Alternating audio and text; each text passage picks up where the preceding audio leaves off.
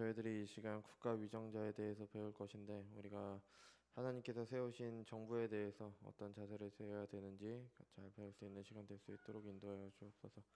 감사드리며 사랑이 많으신 예수님의 이름으로 기도드렸습니다. 아멘.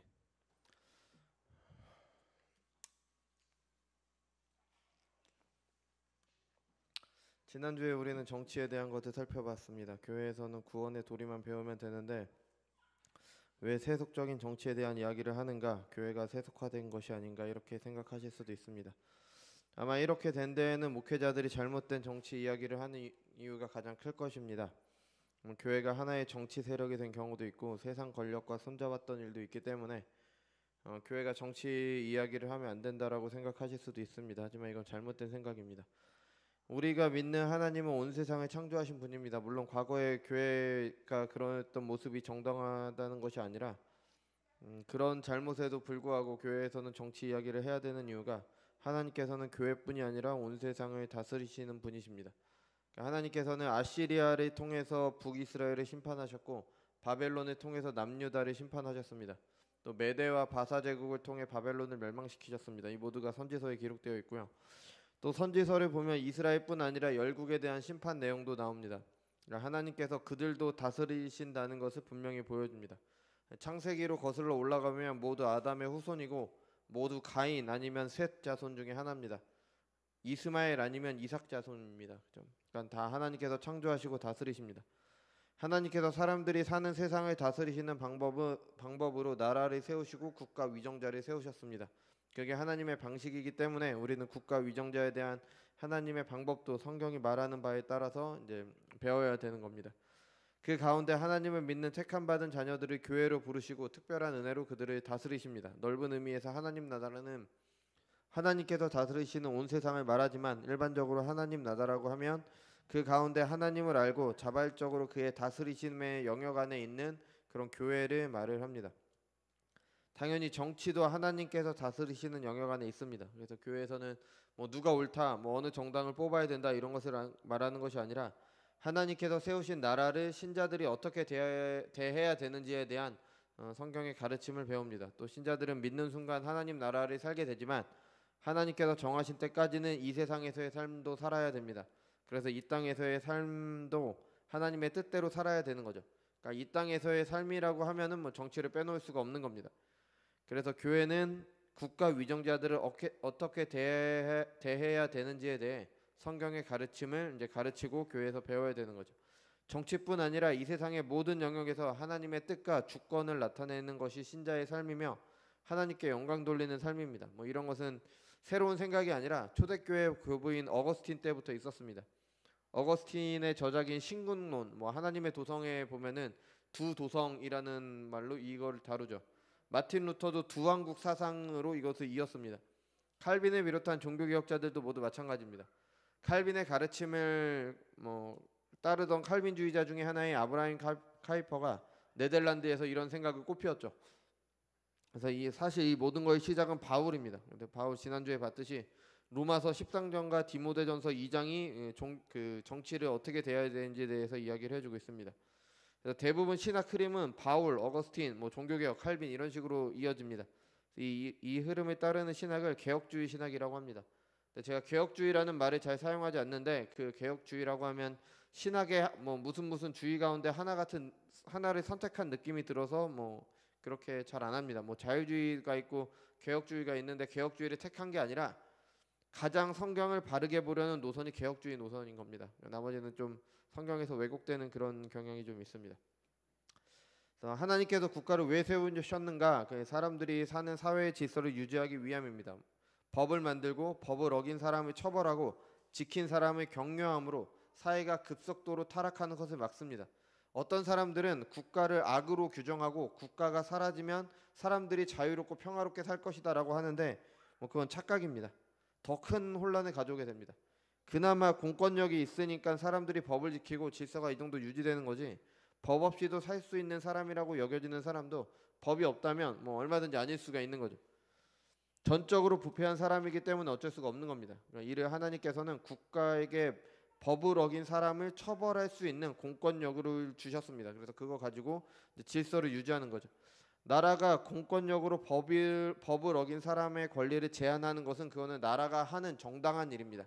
법을 어긴 사람에 대해서 그 공권력으로 그 사람을 처벌하는 게 그게 하나님께서 나라에게 맡기신 일이기 때문에 그건 정당합니다.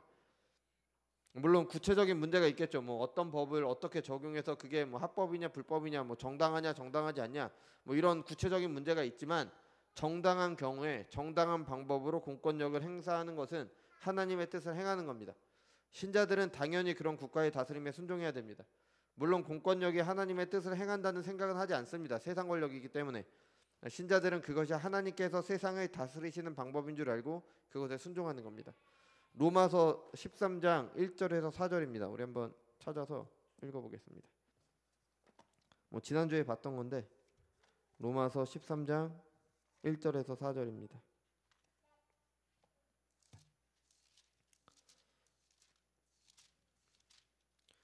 제가 봉독해드리겠습니다. 각 사람은 위에 있는 권세들에 복종하라. 권세는 하나님으로부터 나지 않음이 없나니 모든 권세는 다 하나님께서 정하신 바라. 그러므로 권세를 거스르는 자는 하나님의 명을 거스름이니 거스르는 자들은 심판을 자취하리라. 다스리는 자들은 선한 일에 대하여 두려움이 되지 않고 악한 일에 대하여 되나니 내가 권세를 두려워하지 아니하려느냐. 선을 행하라. 그리하면 그에게 칭찬을 받으리라. 그는 하나님의 사역자가 되어 내게 선을 베푸는 자니라. 그러나 내가 악을 행하거든 두려워하다. 그가 공연히 칼을 가지지 아니하였으니 곧 하나님의 사역자가 되어 악을 행하는 자에게 진노하심을 따라 보응하는 자니라. 아멘. 이 당시 사도 바울이 이걸 썼을 당시는 로마가 유대를 다스리던 시대입니다. 그죠? 그러니까 로마에 대해서 하나님의 사역자라고 그렇게 이야기를 하고 있는 거예요. 그 남유다가 바벨론의 포로로 끌려가잖아요. 그죠? 하나님께서는 그 바벨론에 가서 혁명을 일으키라고 하시지 않고 바벨론의 통치에 따라서 잘 살라고 그렇게 말씀을 하셨습니다. 같은 맥락인 거죠. 하나님께서 바벨론을 통해서 남유다를 심판하신 것이기 때문에 그 심판을 받아야 되는 거죠. 뭐 나라가 다스리는 게 지금 우리 나라가 사람들이 다스리는 게 심판은 아니지만 하나님께서 그렇게 다스리도록 정하셨습니다. 그러니까 우리는 따라야 되는 거죠. 베드로도 같은 것을 말합니다. 베드로전서 2장 13절부터 14절 같이 읽어보겠습니다. 인간의 모든 제도는 주를 위하여 순종하되 혹은 위에 있는 왕이나 14절입니다. 혹은 그가 악행하는 자를 징벌하고 선행하는 자를 포상하기 위하여 보낸 총독에게 하라. 총독입니다. 총독. 그러니까 식민지에 총독 보내잖아요. 그러니까 지금 유대인은 로마의 식민지니까 총독에게도 복종하라라고 그렇게 이야기를 하고 있습니다. 그래서 이런 국가가 자기 역할을 제대로 하기 위해서 신자가 공직자가 되는 것은 좋은 일입니다. 자기 안위나 영달을 추구하기 위한 것이 아니라 하나님의 뜻에 따라 하나님의 영광과 공공의 유익을 위해 공직자가 되는 것이 바람직한 거죠. 그렇다고 정치가 신자의 삶의 전부인 것처럼 생각해서는 안 됩니다. 신자들은 하나님 나라의 시민입니다. 그게 정체성이에요. 이 땅을 살기 때문에 뭐 정치에 관심을 가지고 참여를 해야 되겠지만 거기에 순종해야 되겠지만 이 땅에서 하나님 나라의 시민으로 살기 때문에 궁극적인 소망은 하늘에 있습니다. 그죠? 그렇다고 세상과 완전히 등질 수도 없는 거예요. 그러니까 하나님께서 살라고 허락하신 상황이니까 이 세상도 또 하나님께서 다스리시기 때문에 정치에 관심을 둬야 하지만 그 정치가 뭐 자신의 삶과 죽음을 결정한다든지 뭐 어느 정부가 들어선다고 하나님 나라가 이루어진다 뭐 정치 때문에 교회 안에 다툼이 생겨서 안 됩니다. 살아가는데 필요하니까 관심을 가지고 참여하는 거죠. 거기까지만 하면 되는 겁니다. 그 정치가 신자들의 좌지우지해서는 안 됩니다. 그러니까 오직 하나님께 순종하는 삶이 나를 좌지우지해야 되는 겁니다. 그래서 오늘은 지난주에 이어서 3절과 4절을 볼 건데 3절은 주보에 기록하지 않았는데 그 이유가 이제 3절이 좀 바뀐 부분이 있기 때문에 그것에 대해서 좀 말씀드리려고 합니다. 그러니까 이 웨스트민스터 신앙고백서가 원래 1647년에 작성이 됐어요. 그러니까 1643년부터 회의를 시작해서 그 결과로 1647년에 작성이 됐는데 이게 1788년 미국에서 다시 한번 개정이 됩니다. 그러니까 웨스트민스터는 영국이에요. 그러니까 영국 의회 그쪽에 있는 거죠.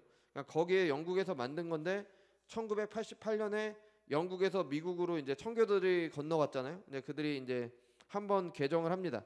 그 바뀐 내용 가운데 그 중에서 세 부분이 바뀌었는데 그 바뀐 내용 가운데 이 23장 3절이 포함이 돼요. 한국 교회 안에서도 합신 측은 1947년 원판을 따르고요. 합동 측은 1788년 이 개정판을 받아들입니다. 그러니까 우리 교단은 개정판을 받아들이는 거죠. 그래서 내용이 좀 달라 보이는데 그게 달라 보인다고 다른 게 아닙니다. 그러니까 동일한 진리를 시대 상황에 맞게 적용을 한 거죠. 그러니까 그게 왜 그렇게 작성됐는지 우리가 그 시대를 좀 봐야 되는 겁니다. 그래서 먼저 1647년과 1788년 판이 어디가 다른지 한번 보겠습니다. 그 우리가 읽은 거는 보면은 1647년 거 있죠. 같이 보겠습니다. 국가 공직자는 말씀 선포와 성례전 시행과 하나님 나라애로의 진입 열쇠를 소유한 교회의 교유한 영역에 대하여 침범해서는 안 됩니다. 1788년도 읽어보겠습니다.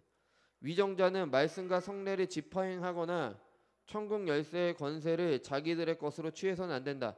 또는 그들이 조금이라도 신앙 문제에 대해서 간섭해서는 안 된다. 그러니까 내용은 똑같습니다. 첫 부분은 똑같은 거예요. 교회의 교유한 영역이 있는데 그게 국가가 그 부분에 간섭해서는 안 된다. 그런 내용이죠. 국가가 하나님께서 교회에게 맡기신 고유한 일, 복음으로 죄인을 거듭나게 하고 하나님의 자녀들이 교회 안에서 믿음으로 자라가도록 하는 일들, 뭐 은혜의 방편들을 사용하는 거겠죠. 그거에 대해서 간섭해서는 안 됩니다. 천국 열쇠는 교회에 맡겨졌습니다. 이건 둘 다 동일합니다. 네, 1647년 이어서 보겠습니다. 그럼에도 불구하고 국가는 교회의 일치와 평화 그리고 하나님의 진리가 순수하게 보존되도록 노력해야 할 의무를 지니고 있습니다. 왜곡된 기독교 교리를 주장하는 이단의 움직임을 박멸하고 미리 예방하여 하나님께서 제정하신 모든 제도를 보존해야 될 것입니다. 이와 같은 임무를 더 효과적으로 수행하기 위해 국가가 교회의 총회 소집을 요청할 수 있는 권한을 소유하고 있으며 그곳에서 하나님의 뜻에 일치되는 사항들에 관하여 협의할 수 있습니다. 그러니까 이 원판을 보면은 국가가 교회에 대해서 상당한 일을 합니다. 그죠? 기독교 교리를 지키기 위해 이단도 박멸해야 되고 하나님의 뜻을 협의하는 종교회의까지 열 수 있다. 그렇게 이야기를 하죠. 그러니까 하나님의 진리가 보존되기 위해 상당한 노력을 국가가 해야 된다. 그렇게 말을 합니다. 이해라. 그만해. 다음에 1788년 개정판 보겠습니다. 그러나 양육하는 아버지와 같이 우리의 참된 교회를 보호할 의무가 있으며 그럴 때 참된 교회의 어느 교파나 다른 교파들보다 우대하지 말고 모든 교역자들이 그 신성한 직책을 완전히 자유롭게 수행하며 폭력이나 위협을 받지 않게 해야 된다. 그러니까 아까는 이단을 박멸하고 종교회의를 수집할 수 있다. 교회를 보호하기 위해 뭐 여러 가지 역할을 할 수 있다고 하는데 1788년은 그냥 보호만 해야 된다. 그러니까 교파에 따라서 그러니까 우대받지 않고 이렇게 해야 된다. 그러니까 자유롭게 수행할 수 있도록 그런 것만 해야 된다. 그런 이야기를 하고 있죠. 1788년 이어서 보겠습니다. 그리고 그리스도께서 자기의 교회 안에 일정한 치리 제도와 건증법을 제정하셨으므로 어떤 참된 교회든지 자발적인 교회원들이 그들의 신앙 고백과 신념에 따라 교회 규율을 시행할 때 국가의 법률이 간섭하거나 허락 또는 방해해서는 안 된다. 그러니까 상당히 국가 권력이 교회에 이렇게 간섭하는 것을 경계하고 있는 겁니다. 그러니까 1647년 판하고 좀 많이 다르죠. 그러니까 상당히 봅니다. 이걸 내용을 보면요, 우리 뭐 이런 말씀 드리면 좀 그런데 그 얼마 전에 그 명성교회, 그러니까 뭐 이미 교회를 말씀드렸으니까 뭐 그런데 명성교회 세습 때문에 이런저런 문제가 있었잖아요. 근데 보면은 교회법으로 그 명성교회가 뭐 자기네들이 그 교회법으로 정당하게 후임 목사를 뽑았습니다. 근데 그것을 밖에 있는 사람들이 잘못됐다라고 막 뭐라고 하는 거예요. 물론 그 교회에서 하는 방식이 옳다고 말씀드리는 건 아닙니다. 근데 교회법을 통해서 그렇게 결정된 것을 밖에 있는 사람이 그렇게 얘기할 수는 없는 겁니다. 그러니까 여기에 1788년 판에 따르면요. 그러니까 이거는 뭔가 좀 잘못된 그런 모습이 있는 거죠. 물론 그 교회 상위인 노회에서 그렇게 이렇게 얘기하는 것은 괜찮은데 뭐 세상법을 가지고 아니면 뭐 무슨 어떤 방송국에서 특히 그런 거를 많이 보도를 했죠. 그러니까 세상 국가가 그걸 간섭할 수는 없는 겁니다.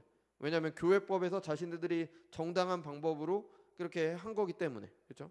그거를 우리가 다시, 그러니까 그런 거에 대해서 우리가 그냥 쉽게 접근할 것이 아니라 이게 다시 잘 생각을 해봐야 되는 거예요. 그러니까 국가가 교회에 간섭하는 것에 대해 굉장히 좀 강하게 경계를 하고 있습니다. 1788년 거 계속 이어서 보겠습니다. 정부의 책임자들의 임무는 국민의 신체와 명예를 보호해서 신자나 불신자가 구실이 되어 어느 누가 다른 사람에게 모욕이나 폭행이나 학대나 상해를 가하는 것이 허락되지 않도록 효과적으로 처리하는 것이며 모든 종교 집회와 교회 집회를 아무 방해나 소란 없이 개최하도록 적당한 보호를 행하는 것이다. 그러니까 굉장히 좀 국가 권력의 역할에 좀 제한을 해뒀습니다. 교회 간섭을 못하고 대신 불신자들이라고 해서 차별받으면 안 되고 신자라고 해서 차별받으면 안 된다. 이렇게 이야기를 하고 있어요. 그러니까 차별금지법하고 다른 게 뭐냐면, 차별금지법은 뭐냐면 교회에서 우리의 믿음을 가지고 어떤 사람이 잘못한 것에 대해서 이건 죄입니다라고 말하면은 그 사람이 뭐 차별하는 거다. 그래서 그것도 안 된다라고 얘기하는 게 차별금지법이에요. 그러니까 그게 잘못인 거예요. 우리 종교의 자유를 빼앗아 가기 때문에 그게 잘못인데, 여기서는 오히려 더 합리적인 거죠.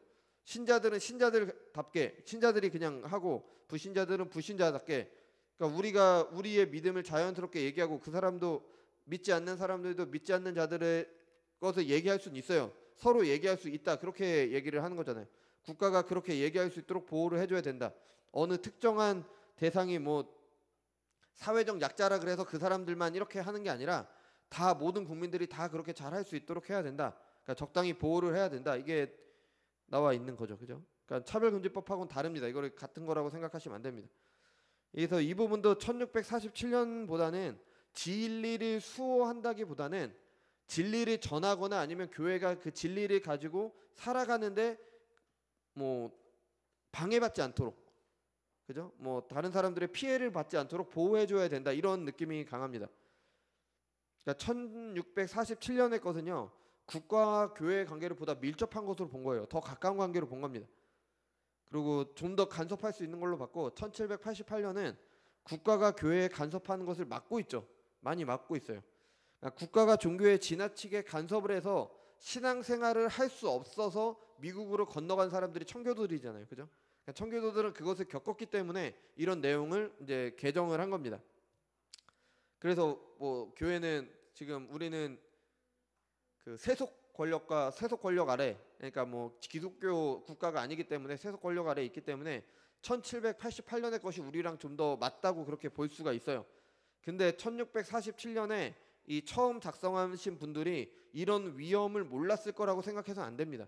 그분들이 뭐 그렇게 뭐 뭐라 그래요? 그분들이 그렇게 뭐 생각이 짧으신 그런 분들이 아니에요. 그러니까 1643년 7월 1일에 처음 모였어요. 그 웨스트민스터 회의가요. 그리고 1649년 2월 25일까지 5년 6개월 22일 동안 회의를 했습니다. 그러니까 한 번 모여서 결정한 게 아니라 5년 6개월 22일 동안 1163번의 회의가 있었어요. 그러니까 이거만큼 뭐 우리 기독교 신앙에 대해서 깊이 논의했던 적이 없었던 거예요. 그리고 당대 최고의 신학자들이에요. 그 당시 최고의 신학자는 옥스포드, 영국이니까요. 옥스포드, 캠브리지 뭐 이런 데 신학자들이에요. 그리고 11명의 경건하고 성경의 교회가 깊은 스코틀랜드 목사님도 모셨습니다. 그래서 이분들이 함께 모여서 뭐 한두 분이 아니라 정확히 기억이 안 나는데 거의 100여 분 뭐 아무튼 그 정도 많은 숫자가 모여서 이렇게 회의를 했습니다. 1163번의 회의를 거쳐서 나온 결과물이 웨스트민스터 신앙고백서, 뭐 소요리 문답, 되오리 문답, 예배 문법 뭐 이런 것들이 있어요. 그래서 어느 기독교 이런 회의는 기독교 역사상 한 번도 없었습니다. 그래서 어느 청교도 목사님께서는 사도 시대 이래 기독교 세계는 웨스트민스터 종교회의와 도르트 종교회의보다 더 뛰어난 목사들로 구성된 회의는 결코 보지 못했다.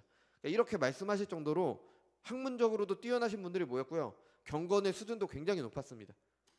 이런 분들이 모여서 작성한 게 웨스트민스터 신앙고백서예요. 그래서 우리가 표준 문서로 받은 겁니다. 이런 분들이 교회에 대한 국가의 지나친 간섭의 위험을 몰랐을 리가 없습니다. 그리고 이게 작성될 당시가 어떤 시기냐? 영국이 굉장히 혼란했던 시기예요. 그러니까 영국은 국가와 교회의 다툼이 있었던 시기입니다. 그러니까 뭐 블러디 메리라고, 메리 여왕 들어보셨죠? 가톨릭 신자였던 메리 여왕이 개신교 사람들을 많이 죽여서 그 앞에 블러디라는 피를 뜻하는 블러디라는 그런 이름이 붙였어요. 그래서 요즘도 영국 사람들은 욕을 할 때 좀 강한 욕이 아니라 좀 약한 욕을 할 때 블러디라는 말을 이렇게 붙여서 씁니다. 그러니까 아무튼 이런 복잡한 시기인데, 종교 때문에 서로 죽고 죽이는 그런 시기인데, 어느 종교를 가진 사람이 왕이 되냐에 따라 이제 다른 종교인, 그러니까 가톨릭이냐 개신교냐 뭐 이렇게 나뉘는, 뭐 개신교 안에서도 뭐 국교냐 아니면은 국교가 아닌 일반 뭐 있어요. 뭐 왕정파 뭐 이런 거 있잖아요. 그러니까 아무튼 그런 시기입니다. 굉장히 그런 혼란스러웠던 시기인데 뭐 어떤 영국왕은 국교를 정하기를 원했는데 의회 사람들은 장로 교인들이 많아서 의회를 해산하고 다시 의회를 소집했는데 다시 뽑았는데 또 장로 교인들이 많았다. 뭐 이래서 왕당파와 의회파가 나뉘어서 싸우는 이런 시기가 바로 웨스트민스터 이게 작성됐던 시기예요. 그러니까 아주 복잡한 시기이기 때문에 국가가 교회에 간섭할 때 위험성을 몰랐다라고 생각할 수는 없습니다. 이렇게 한 이유는 뭐냐면 이 시기에 영국 사람들은 모든 권위가 하나님의 권위 아래 있는 것으로 봤어요. 이건 성경적이죠. 모든 권위가 하나님의 권위 아래 있는 것이고 국가도 교회도 다른 영역에서 일하지만 하나님의 영광을 위해서 일한다고 생각했기 때문에 국가와 교회의 관계를 굉장히 밀접하게 본 겁니다. 그러니까 교회뿐 아니라 그러니까 국가적인 교회 제도를 만들려고 한 거예요. 국가 안에 있는. 왜냐하면 국가도 하나님의 일을 하는 하나님께서 세우신 권위이기 때문에 하나님의 권위라는 하나의 권위 아래 교회와 국가가 각각 어떻게 존재해야 되는지 국가가 하나님의 일을 한다는 게 그게 어떤 형태로 나타나야 되는지 그거를 기록한 게 바로 이제 웨스트민스터 신앙고백서가 되는 거죠. 반면에 1788년에 개정된 개정판은 그 핍박받던 청교도들이 갔기 때문에 교회는 국가로부터 자유해야 된다. 국가의 간섭을 받아서는 안 된다. 이런 생각이 좀 더 강했던 거죠. 그러니까 결국에 보면은 같은 내용입니다. 하나님의 영광을 위해서 국가가 그러니까 하나님의 영광을 위해서 국가도 제 역할을 해야 되는데 그럼 그 제 역할을 어떻게 할 것인가에 대해서 시대 상황에 따라서 조금 다르게 이렇게 생각을 한 것뿐이에요. 그러니까 우리는 1788년에 따르는 게 뭐 우리의 상황에 좀 더 맞기는 한데 1647년에 왜 그렇게 작성됐는지를 보고 국가가 원래 어때야 되는가? 그러면 우리가 만약에 뭐 신자가 국가 공직자가 돼서 어떤 국가를 이루어 가야 되는가? 이거에 대해서 볼 때는 1647년도 충분히 우리가 봐야 될 이유가 있는 거죠. 뭐 이외에도 20장 4절에 보면요. 믿음과 예배와 경건에 관한 기독교 원칙에 위배되는 자들을 교회에서뿐 아니라 국가 위정자의 치리 아래 둘 수 있다. 그러니까 이거는 국가가 이런 기독교 원칙을 잘못하는 사람을 치리할 수 있다. 그러니까 국가에 상당한 권력을 주는 거죠. 이게 1647년 판에 있었던 겁니다. 또 31장 2절에 보면은 국가 위정자가 노예를 소집할 권리가 있다. 그렇게 얘기를 해요. 근데 이게 1788년에 바뀐 거죠. 그래서 국가의 역할, 국가는 하나님의 영광을 위하고 공공의 유익을 위해 하나님께서 세우셨다고 할 수 있습니다. 그게 1647년에 작성하신 분들을 이걸 좀 더 강하게 그렇게 표현을 해놓으신 겁니다. 물론 동일한 부분이 있죠. 1647년이나 1788년이나 변할 수 없는 부분이 있어요.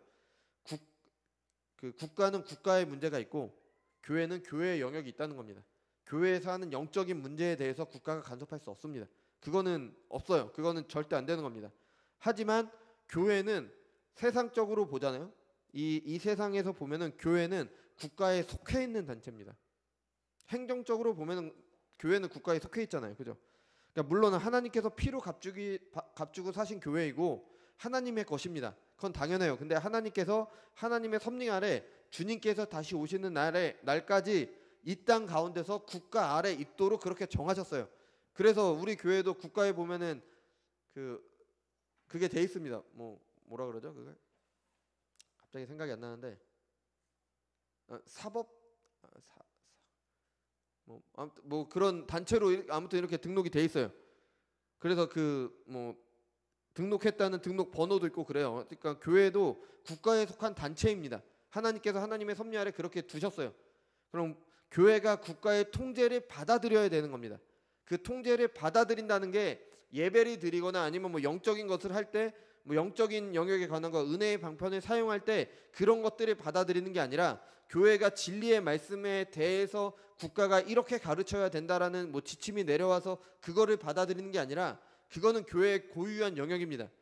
교회가 국가의 통제를 받아야 된다는 건 교회가 국가의 법을 어겼을 때 교회도 국가의 통제를 받아야 된다는 거예요.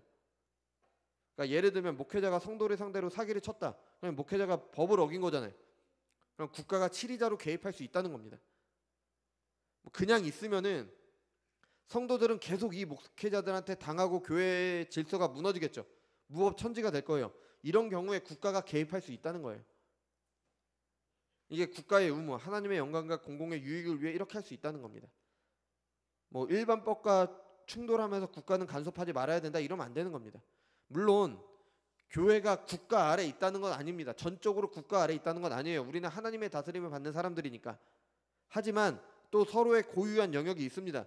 서로 잘한다면은 간섭할 이유가 전혀 없는 거예요. 근데 만약에 교회가 잘못했을 때, 세상법을 어겼을 때, 국가가 정당하게 나설 때 간섭할 수 있는 겁니다. 반대로 국가가 잘못할 때 교회가 정당한 방법으로 국가에 대해서 얘기를 할 수 있는 거예요.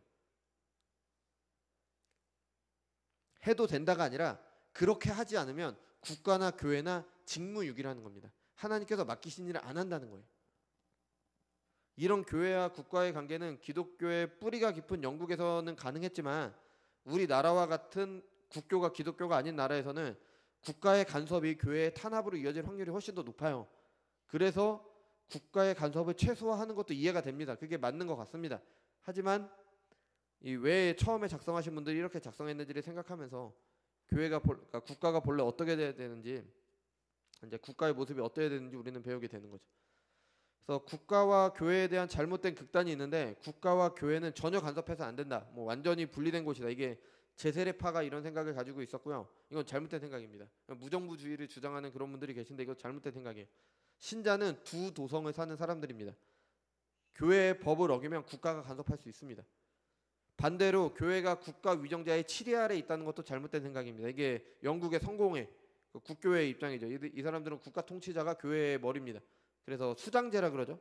그래서 국가 통치자가 그 뭐 판사나 뭐 그런 사람 세우듯이 국가 통치자가 교회의 그 사역자들을 세웁니다. 그러니까 이게 잘못된 거죠. 가톨릭도 잘못이에요. 가톨릭은 교회가 국가를 지배했었죠. 뭐 지금은 아니지만 지배하려고 해서는 안 됩니다. 이게 다 잘못된 모습입니다. 성경을 따르는 개혁주의 신학에서는 국가와 교회의 기능적인 분리를 인정을 합니다. 각자의 영역이 있는 거예요. 고유한 영역이 있다는 것을 인정하지만 상호 보완하는 관계에 있는 겁니다. 서로 잘못했을 때 그 잘못을 서로 보완해 줄 수 있는 겁니다. 둘 모두 하나님의 영광을 위해 맡겨진 일을 하는 거예요.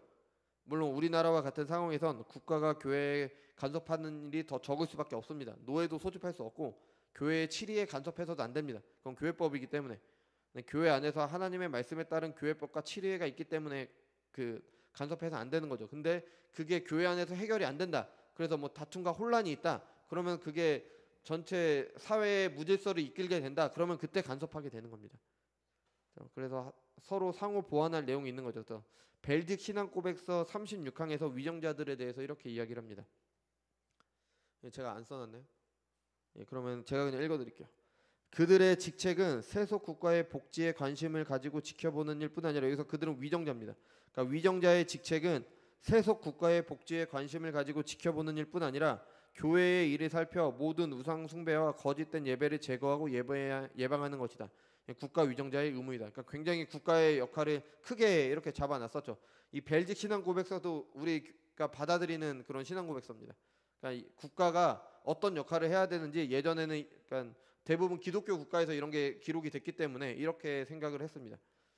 어느 목사님께 들은 얘기인데요. 뭐 제가 아직 태어나기 전이었을 것 같기도 한데, 대구제일교회에서 무슨 총회가 열렸는데, 뭐 우리 교단은 아니라 뭐 다른 교단인 것 같아요. 합동이었는지 합신이었는지 정확히 모르겠습니다. 그러니까 대구제일교회에서 총회가 열렸는데 이 좀 문제가 되셨던 선교사님이 계세요. 스코트라는 선교사님이 계신데, 이분이 성경이 무엇하다는 말은 유럽에서도 못 들어봤고 미국에서도 못 들어봤다, 이렇게 말씀하시면서 오류가 있다고 말을 했습니다. 그리고 우리나라 신학자들 가는데 몇 분이 그분을 따랐죠. 뭐 자유주의 신학을 따르는 그 시대의 자유주의 신학이 우리에 들어와서 뭐 해방 신학이니 뭐 했던 분들이 계십니다. 그러니까 그분들이 따랐습니다. 이때 그 총회를 하면서 교회 안에 다툼이 굉장히 심했대요. 아주 혼란스럽답니다. 그래서 그때 대구 지역을 관장하던 UN 사령관이 이거를 개입을 했다고 합니다. 그러니까 이게 교회의 문제인데 신학적인 것에 개입을 한 게 아니라 혼란이 있으니까, 사회의 질서를 무너뜨리니까 개입을 한 겁니다. 그러니까 요즘도 교회에 다툼이 생기면 말도 안 되는 일이 있죠. 한쪽에서 예배드리는데 한쪽에서 뭐 꽹과리 치고 막 예배 방해하고 그런 것들 있잖아요. 그죠? 뭐 소음으로 주변을, 그러니까 그거는 교회끼리 하면 되는데 다른 주변에 이렇게 무질서하게 하잖아요. 그럴 경우에 국가 권력이 이제 개입을 하는 거예요. 안 돼, 질서를 흐트러뜨리니까. 이게 교회법을 어기는 게 아니라 뭐 신학적인 그런 문제를 건드리거나 영적인 영역을 건드리는 게 아니라 사회 질서를 유지하기 위해 건드는 거죠. 그러니까 우리는 그러니까 국가 권력이 때로는 교회 간섭을 할 때 지나치는 경우도 있다고 생각을 해요. 뭐 좀 예민한 문제지만 요즘 같은 시국에 보면 약간 좀 지나친 부분도 있는데 지나치지 않은 부분도 있습니다. 그러니까 정당한 부분도 있다라는 생각이 좀 많이 듭니다. 그러니까 교회가 사회 질서를 무너뜨릴 때 국가 권력은 분명히 개입을 할 수가 있습니다. 그래서 우리는 그것에 받아들여야 되는 거죠. 왜냐하면 국가는 사회 질서를 유지하기 위해서 하나님께서 세우신 거니까. 4절입니다. 위정자들을 위하여 기도하고 그들의 인격을 존중해주며 조세와 그 밖의 공과금을 바치고 그들의 적법한 명령에 복종하고 양심을 위하여 그들의 권한에 복종하는 것은 백성들의 의무이다. 신앙생활을 하지 않거나 신봉하는 종교가 다르다고 해서 그 위정자의 정당하고 적법한 권위를 인정하지 않거나 순종하지 않아도 되는 것은 아니다. 교회의 직분을 맡은 사람들이라고 해서 예외가 될 수 없다. 하물며 위정자들이 통치권을 행사하는 때에 교황이 그들에 대하여 또는 그들의 백성에 대하여 어떠한 권한이나 사법권을 가지는 것이 아니며 만일 교황이 그들을 이단으로 정죄하거나 기타 다른 구실로 그들의 통치권 생명을 빼앗을 권한이 전혀 없는 것이다.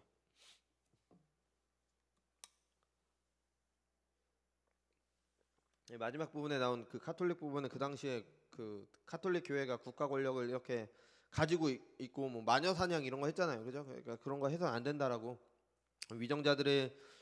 위정자들을 그거 했어요. 뭐 출교시켜 갖고 그 사람이 왕위에서 내려오도록 그렇게 만드는 일도 막 했습니다. 그래서 그런 거 하면 안 된다. 교회가 세상 권력 갖는 게 아니다. 이걸 설명하기 위한 거고요. 교회도 이 땅을 살아가는 국가의 시민으로서의 의무를 다할 것을 말합니다. 그러니까 의무를 해야 되는 거예요. 하나님께서 우리를 이 나라에 태어나게 하셨으면 우리는 나라에 대해서 의무를 하는 겁니다. 물론 타락한 사람들이 살기 때문에 국가가 잘못하는 경우가 있습니다. 그럴 때는 교회도 국가에 간섭을 할 수가 있어요. 근데 교회가 정치 권력을 잡아서 그것을 고치겠다고 해서는 안 되는 겁니다. 마지막 부분에 나온 게 그거죠. 뭐 지금은 그거를 지금으로 치자면 뭐 기독교 정당을 만들어서 어떻게 해보겠다 이거랑 좀 비슷하다고 보입니다. 저는 개인적으로는. 그러니까 그래서는 안 되는 거예요. 교회는 국가의 잘못에 대해 탄원서를 낼 수가 있는 겁니다. 그 외에 어떤 폭력적인 행동도 해서는 안 됩니다. 요즘은 데모가 너무 흔하잖아요. 뭐만 안 되면은 촛불 이거 한다 막 이렇게 얘기하잖아요. 그게 성경적인 게 아닙니다. 질서를 지켜가며 국가의 잘못을 알리기 위해 어떤 일을 할 수는 있지만 무조건 몰려가서 우기기만 하면 된다 이런 생각을 하면 안 되는 거예요. 물론 제가 촛불 집회 자체가 다 잘못됐다고 그렇게 말씀드리는 게 아니라 그게 나중에 폭력적으로 변하기 때문에 그게 잘못됐다고 말씀을 드리는 거예요. 그러니까 무조건 우르르 몰려가서 우리가 숫자가 많으니까 우리가 말하면 될 거야. 이거는 완전히 폭력이죠. 이게 안 되는 겁니다. 성경 어디에도 국가를 뒤집기 위해 혁명을 위해서 모여서 데모하라나 이런 말 없습니다. 그죠? 또 위정자들을 위해 기도하고요. 그들의 인격을 존중해야 돼요. 그러니까 우리가 아무리 마음에 안 들어도 그러니까 저 사람이 우리랑 종교가 다르고 생각이 다르고 아무리 마음에 안 들어도 국가의 위정자다. 그러니까 우리나라로 치면 대통령이다, 뭐 장관이다, 뭐가 됐다. 하나님께서 세우신 권위입니다. 사람들의 손을 통해서 세워졌지만 하나님께서 허락하지 않으면 그 권위는 세워지지가 않습니다. 하나님께서 세우셨기 때문에 우리는 그 사람에 반대할 수 있습니다. 반대할 수 있는데 인격적으로 존중하면서 반대를 하는 거예요. 우리 대통령을 상대로 이상한 별명을 만들어서 부르잖아요. 그거 안 된다는 겁니다. 그게 기독교 신자들이 할 일이 아니에요. 그들의 인격을 모욕하는 그런 언행을 하거나 동조하는 것은 하나님의 권위에 순종하는 신자의 모습이 아닌 겁니다. 그러니까 그 사람을 보고 안 하는 게 아니라 그 사람을 세우신 하나님을 보고 안 하는 겁니다. 이러니 저러니 해도 우리나라 대통령이잖아요. 그죠? 반대할 수는 있지만 뭐 분명히 말씀드리지만 저는 개인적인 정치관으로는 이번 정권에 반대합니다. 그죠? 뭐 반대하는 것이 성경적이라고 말씀드리는 게 아니에요. 반대해야 된다라고 말씀드리는 게 아니라 저는 저의 개인적인 정치관에 따라서 반대합니다. 그렇다고 해서 대통령을 죽일 놈으로 만들어서 안 되는 거예요. 그들의 인격을 존중하는 거죠. 이거는 성경적인 거예요. 디모데전서 2장 1절 보겠습니다. 그러므로 내가 첫째로 권하노니 모든 사람을 위하여 간구와 기도와 도고와 감사를 하되 2절입니다. 임금들과 높은 지위에 있는 모든 사람을 위하여 하라. 이는 우리가 모든 경건함과 단정함으로 고요하고 평안한 생활을 하려 함이라. 베드로전서 2장 17절입니다. 무 사람을 공경하며 형제를 사랑하며 하나님을 두려워하며 왕을 존대하라. 이게 하나님의 말씀인 거예요. 분명히 있잖아요, 성경에. 이거는 구약도 아니라 신약입니다. 아주 직접적인 거죠.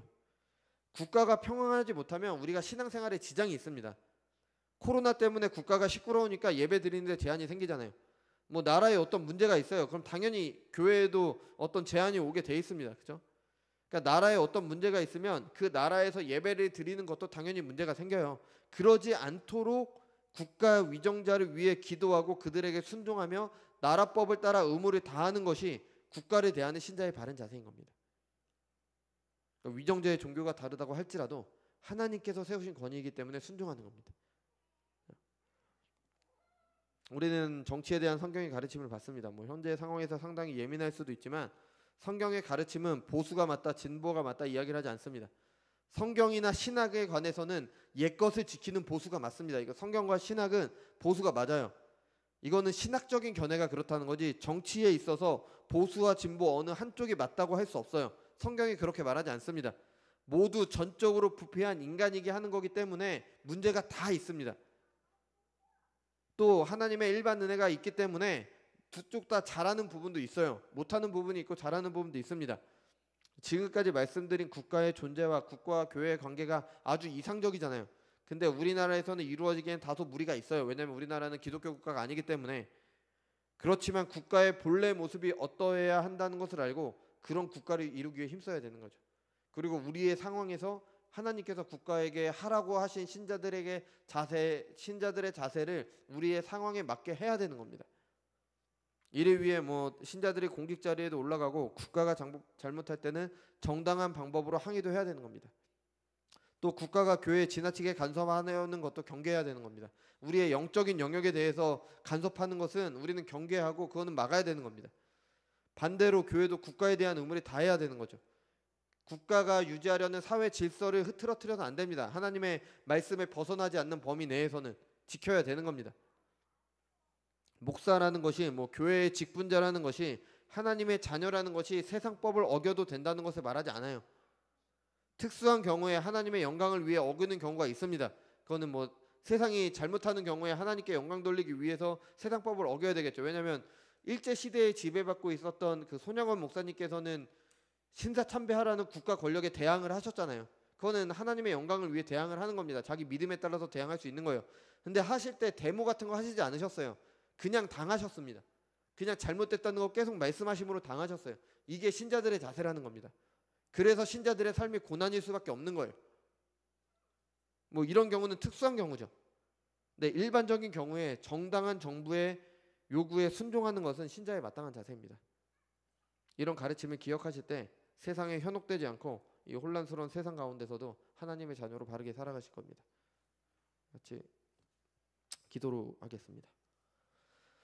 주님 감사드립니다. 오늘 저희들이 정치에 대해서 국가 위정자에 대해서 말씀하시는 가르침을 통해서 지금 현재 우리 상황에 대해서 정치에 대해서 같이 살펴봤는데 주님 저희들이 정치에 대해서 교회에서 말했다고 뭐 오해하거나 그런 일이 없도록 하여 주시고 성경이 말하는 이 세상 권력에 대해서 우리가 어떻게 대해야 되는지에 대한 성경의 가르침을 잘 받아들여서 그것에 잘 따르는 하나님의 자녀들이 될 수 있도록 인도하여 주옵소서.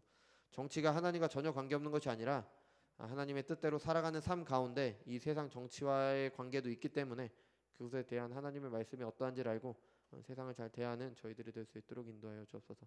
그래서 모든 것으로 하나님의 영광을 위해 살아가는 저희들이 될 수 있도록 인도하여 주옵소서. 감사드리며 사랑이 많으신 예수님의 이름으로 기도드렸습니다. 주기도문으로 마치겠습니다. 하늘에 계신 우리 아버지여, 이름이 거룩히 여김을 받으시오며 나라에 임하옵시며 뜻이 하늘에서 이룬 것 같이 땅에서도 이루어지이다.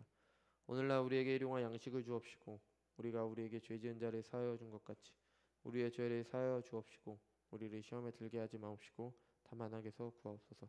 대개 나라와 권세와 영광이 아버지께 영원히 있사옵나이다. 아멘.